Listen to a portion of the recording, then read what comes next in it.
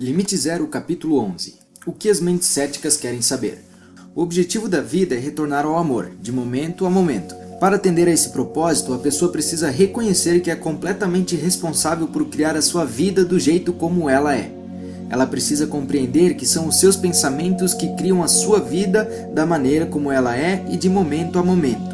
Os problemas não são as pessoas, os lugares e as situações, mas sim os pensamentos a respeito deles. A pessoa precisa aceitar a ideia de que não existe o lá fora. Dr. Ihalakala Hewlin.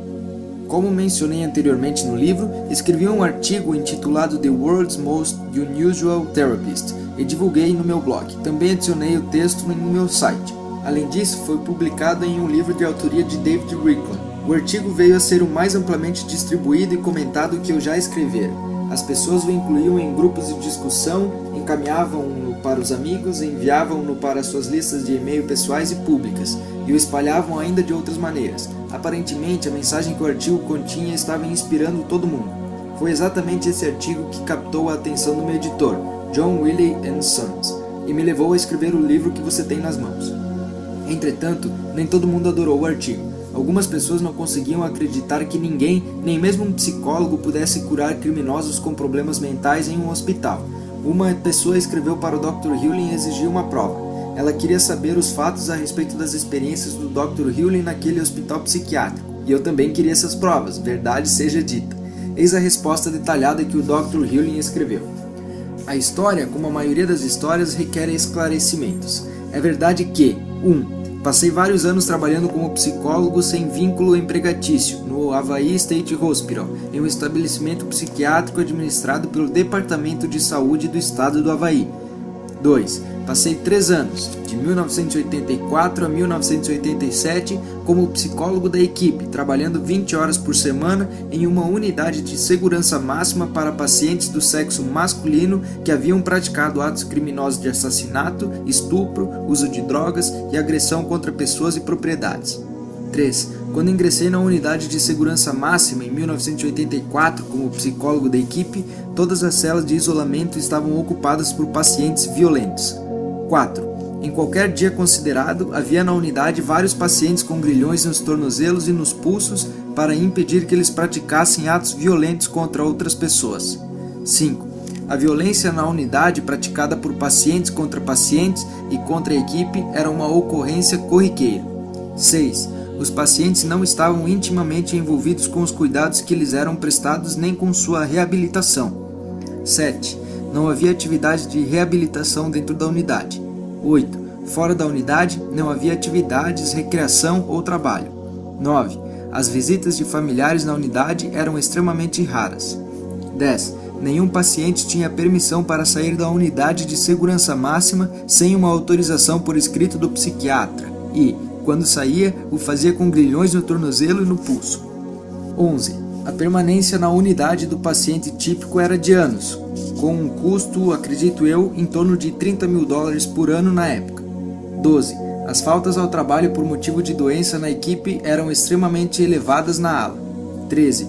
O ambiente físico da unidade era sombrio e um tanto decadente. 14. A equipe de unidade era formada basicamente por pessoas maravilhosas e dedicadas. 15. O que acabo de descrever provavelmente é a situação típica da maioria das unidades psiquiátricas nos Estados Unidos. Quando deixei a unidade e o estabelecimento em julho de 1987. 1. As celas de isolamento não eram mais usadas. 2. Não eram mais usados grilhões nos pulsos e nos tornozelos. 3. Os atos de violência eram extremamente raros e em geral envolviam novos pacientes. 4. Os pacientes eram responsáveis por cuidar de si mesmos, inclusive por arranjar moradia e trabalho, e contratar serviços jurídicos antes de deixar a unidade e o estabelecimento. 5. As atividades recreativas realizadas fora da unidade, como jogging e tênis, eram permanentes, e para sair para praticá-las, os pacientes não precisavam da autorização de um psiquiatra, nem usar grilhões nos tornozelos e nos pulsos. 6. Tiveram início atividades de trabalho fora da unidade, como a lavagem de carros, sem que para exercê-las os pacientes precisassem da aprovação de um psiquiatra ou do uso de grilhões nos tornozelos ou pulsos. 7. O trabalho dentro da unidade consistia em assar biscoitos e engraxar sapatos. 8. Os pacientes estavam recebendo visitas de parentes na unidade. 9. A falta ao trabalho dos membros da equipe por motivo de doença deixou de ser um problema crônico. 10. O ambiente da unidade melhorou enormemente devido à pintura e à manutenção, e também porque as pessoas se interessavam pelo lugar onde viviam. 11. A equipe da unidade estava mais empenhada em incentivar os pacientes a ser totalmente responsáveis por si mesmos. 12. O tempo de permanência dos pacientes na unidade foi enormemente reduzido, passando a ser de meses em vez de anos. 13. A qualidade de vida tanto dos pacientes quanto da equipe mudou radicalmente, deixando de ser a de uma prisão e passando a ser de uma família, de pessoas que se importavam umas com as outras. O que eu fiz na condição de psicólogo da equipe da unidade? Todas as vezes que eu ia para a unidade, eu fazia o processo da identidade própria por meio do Ho Oponopono do arrependimento, do perdão e da transmutação, para o que quer que estivesse acontecendo em mim que eu experimentava consciente e inconscientemente como problemas antes de entrar, durante o tempo em que eu ficava lá dentro e depois que eu saía. Não realizei nenhum trabalho de terapia ou de orientação psicológica com os pacientes da unidade. Não participei de nenhuma conferência da equipe sobre os pacientes. Assumi completamente a responsabilidade de purificar o que havia em mim que me causou problemas como psicólogo da equipe. Sou uma criação do Eu Sou, perfeito, como acontece com todo mundo e com tudo. O que é imperfeito são as memórias que regem, que são reencenadas como críticas, ressentimento, raiva, irritação e só Deus sabe o resto da porcaria que é carregada da alma. Embora eu ainda estivesse aprendendo o Ho Oponopono, eu às vezes ensinava o método a outras pessoas quando sentia que elas estavam abertas a ouvir falar nele. É claro que o fato de elas estarem abertas era um reflexo de mim, não delas. Quanto mais claro eu me tornava, mais claras as pessoas ao meu redor se tornavam. Entretanto, isso é difícil de aceitar. É muito mais fácil querer mudar o exterior do que o interior. Em Maui, um corretor de imóveis nos levou de carro para ver algumas casas. Ao longo do caminho, conversamos bastante a respeito da cura, da espiritualidade, do filme O Segredo e do crescimento pessoal. Tudo era interessante, mas algo esclarecedor teve lugar durante parte do percurso. O corretor havia lido o meu hoje famoso artigo sobre o Dr. Healing e o processo de cura havaiano Ho Oponopono que ele usou para curar uma ala inteira de criminosos com doenças mentais. Como todas as outras pessoas, o corretor achou o artigo inspirador. Como todas as outras pessoas, ele não entendeu muito bem. Enquanto passeávamos de carro pela bela ilha de Maui, ouvi o corretor se queixar de uma casa que ele não conseguia vender. O comprador e o vendedor estavam discutindo por causa dela, causando muita raiva, ressentimento e outras coisas. A venda estava presa no meio da briga e não iria se concretizar em um futuro próximo. O corretor estava obviamente frustrado por causa das atitudes daqueles dois. Fiquei ouvindo durante algum tempo e depois me senti inspirado a me manifestar. Você gostaria de saber como o Dr. Healing talvez lidaria com essa situação usando o Ho Oponopono? Perguntei. Claro, exclamou o corretor, obviamente curioso. Estou decididamente interessado. Por favor, me diga. Isso deve ser bom, disse Nerissa. Bem, eu não sou o Dr. Healing, comecei, mas estou escrevendo um livro com ele e treinei com ele, de modo que acho que tenho uma boa ideia de como ele talvez lidaria com a situação. Conte-me. O que o Dr. Healing faz é olhar para dentro de si mesmo para ver o que existe dentro dele que está compartilhando a experiência que ele vê do lado de fora, comecei. Quando ele trabalhava no hospital psiquiátrico, ele olhava para a ficha dos pacientes. Quer ele sentisse repulsa pelos atos deles ou outra coisa, ele não lidava com a pessoa, ele lidava com os sentimentos que ele experimentava. À medida que ele começava a limpar o que estava dentro dele, os pacientes começavam a se purificar e ficar curados. Eu gosto disso, afirmou o corretor. A maioria das pessoas não tem a menor ideia do que significa a responsabilidade, eu prossegui. Elas preferem culpar os outros e as circunstâncias externas. Quando elas se desenvolvem e se tornam mais conscientes, começam a se considerar responsáveis pelo que dizem e fazem. Além disso, quando você se torna ainda mais consciente, você pode começar a compreender que é responsável pelo que todo mundo diz ou faz, simplesmente porque essas pessoas fazem parte da sua experiência. Se você cria a sua própria realidade, então você criou tudo o que você vê, até mesmo as partes que não gosta. O corretor estava sorrindo, balançando a cabeça. Continuei a falar. Não importa o que o comprador ou o vendedor faça nessa situação, eu acrescentei. O que interessa é o que você faz. O que o Dr. Healing faz é simplesmente repetir: eu te amo, sinto muito, por favor me perdoa e obrigado. Ele não diz isso para as pessoas, ele diz para o divino. A ideia é purificar a energia compartilhada. Vou fazer isso, disse o corretor.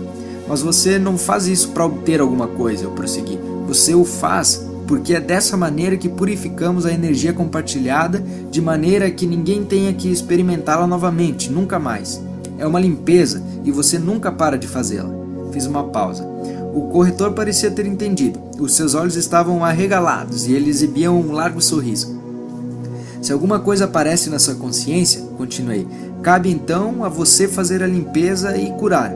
Como você chamou a minha atenção para a situação do comprador e do vendedor, então eu também tenho que fazer uma limpeza nela. Ela agora faz parte da experiência da minha vida. Se eu sou o criador da minha experiência, então eu também sou responsável pela situação. Deixei tudo isso calar na mente enquanto continuávamos o nosso passeio para ver as outras casas em Maui. Alguns dias depois, recebi um e-mail do corretor. Ele disse que continuava a usar o processo do Dr. Healy. É assim que funciona. É totalmente amor. É contínuo. E você é totalmente irresponsável. Certo dia ministrei um seminário com Mindy Hurt, que administra a Unity Church de Wimberley, Texas. O seminário se chamou The Secret of Money. Nele, ensinei a todo mundo o método de limpeza do Ho Oponopono. Depois, um cavalheiro se aproximou de mim e disse: tenho dificuldade em dizer sinto muito e, por favor, me perdoa. Por quê? Eu perguntei. Não consigo imaginar uma divindade ou um Deus amoroso que precise que eu lhe peça perdão, disse ele. Não creio que o divino tenha que me perdoar por alguma coisa. Pensei no assunto e, mais tarde, eu soube a resposta que deveria ter dado ao homem. Você não está fazendo essas declarações para ser perdoado pela divindade. Você as está fazendo para se purificar.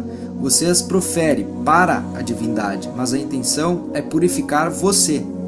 Em outras palavras, o divino já está derramando amor sobre você, ele nunca parou. No estado zero, onde não existe limite, a descrição mais aproximada que podemos fazer é dizer que se trata de um estado de puro amor. Ele está lá, mas você não. Assim, ao dizer eu te amo, sinto muito, por favor me perdoa e obrigado, você está purificando os programas que existem em você que impedem de estar no estado puro, o amor. Repetindo, o divino não precisa que você faça o Ho Oponopono, mas você precisa fazê-lo. Recebi recentemente de uma amiga um e-mail de partir o coração. Ela perguntou: o que você diria para alguém que tem lido seu livro, que assistiu o filme O Segredo, que lê todos os dias o seu blog, que se esforça ao máximo e ainda assim está dura, infeliz e fracassada? Continua tendo um problema após o outro, nunca termina. O que você diria? Eu senti a dor dela. Afinal de contas, em certa ocasião eu fui um sem-teto. Lutei com a pobreza durante uma década. O meu sucesso instantâneo provavelmente levou 20 anos para acontecer. Eu sei como é ter a impressão de que se está preso na areia movediça. O que dizer a essa pessoa? No passado, eu ofereceria soluções. Eu diria: leia The Magic of Believing, de Claude Bristol. Assista 7 vezes o filme O Segredo. Crie um roteiro de como você quer que a sua vida seja. Medite todos os dias. Trabalhe suas questões de autossabotagem. Mas essa é a abordagem frontal em relação à mudança. Aprendi, e o Dr. Healy o confirmará, que essa abordagem raramente funciona. O que resta então? Como você, eu ou qualquer outra pessoa pode ajudar alguém que esteja empacado e sofrendo? De acordo com o Ho Oponopono, a única maneira é fazendo uma limpeza em mim mesmo. As pessoas que me procuram, inclusive aquela que escreveu para mim, estão compartilhando um programa comigo. Elas o pegaram como um vírus da mente. Elas não são culpadas. Elas se sentem imobilizadas ou encurraladas. Posso jogar uma corda para elas, mas na maioria das vezes elas não a usarão, ou a usarão para se enforcar. Então, o que fazer? Tudo que eu posso fazer é uma limpeza em mim. Enquanto eu me purifico, elas se purificam também. À medida que purificamos os programas que compartilhamos, estes são retirados de toda a humanidade. Isso é tudo o que eu faço hoje em dia.